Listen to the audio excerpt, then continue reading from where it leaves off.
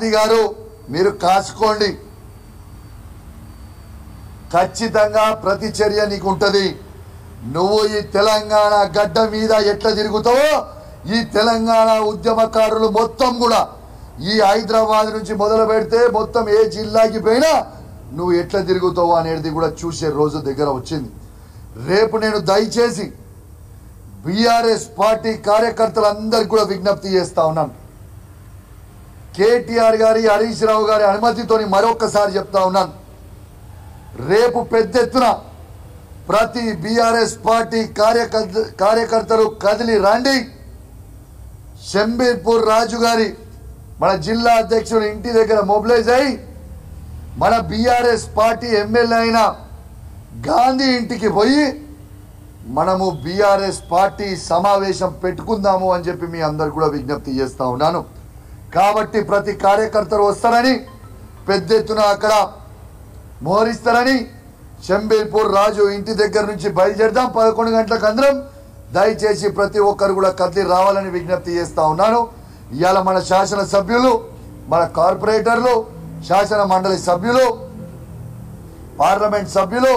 మాజీ ఎమ్మెల్యేలు మాజీ ఎమ్మెల్సీలు ఇవాళ మాజీ కార్పొరేటర్లు డివిజన్ అధ్యక్షులు అందరు కూడా పెద్ద ఎత్తున రావాలని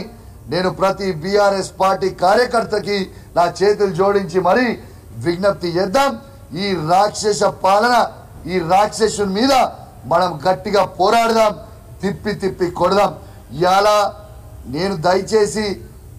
ప్రత్యేకంగా షేర్లింగం పెళ్లి ప్రజల్ని గమనించమని కోరుతా ఉన్నాను ఇవాళ షేర్లింగం పెళ్లి ప్రజలందరూ కూడా ఎడ్యుకేటెడ్ ఓటర్స్ ఇలా మీ శాసన సభ్యుడు ఇలా గాంధీ గారు మాట్లాడిన భాష ఏ విధంగా మాట్లాడింది అనేది మీరందరూ కూడా గమనించాలని నేను విజ్ఞప్తి చేస్తా ఉన్నాను ఇవాళ ఎందుకు ఫ్రస్ట్రేషన్లో మాట్లాడుతారు నేను అన్నదేంటిది మీరు చెప్పింది ఏంటిది నేను అడిగింది ఇలా కోర్టు అనేది డిసిషన్ ఇచ్చిన తర్వాత గజగజ వణుకుతా ఉన్నారు ఎందుకు ఇలా గాంధీ గారే చెప్పారు కదా ఆయన సొంత ట్విట్టర్లా ఆయననే ట్వీట్ చేసుకుంటు కదా నేను బీఆర్ఎస్ పార్టీ వీడి కాంగ్రెస్ పార్టీలో చేరినా అని నీ సొంత ట్విట్టర్లో నువ్వే ట్వీట్ చేసినావు కదా నీ ఇంట్లో ప్రెస్ మీట్ పెట్టి నువ్వే కదా కాంగ్రెస్ పార్టీలో చేరినా అని చెప్పినావు మళ్ళీ నేను బీఆర్ఎస్ పార్టీలో చేరాను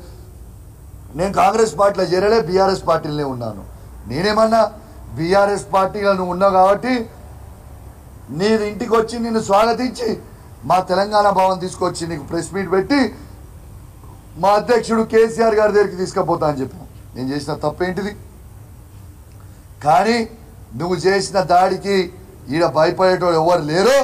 ఇంకా డబ్బులు మాట్లాడుతా గుర్తుపెట్టుకొని ఇవాళ నుంచి కంకణం కట్టుకుంటా ఈ రేవంత్ రెడ్డిని బొందబెట్టే వరకు కంకణం కట్టుకొని తిరుగుతా నీ సంగతి ఏందో చూస్తా కేసీఆర్ నాయకత్వంలో మళ్ళా బీఆర్ఎస్ పార్టీ జెండా ఎగిరేస్తాం దానికంటే ముందు ఈ 10 నియోజకవర్గాలలో బై ఎలక్షన్ రావడం ఖాయం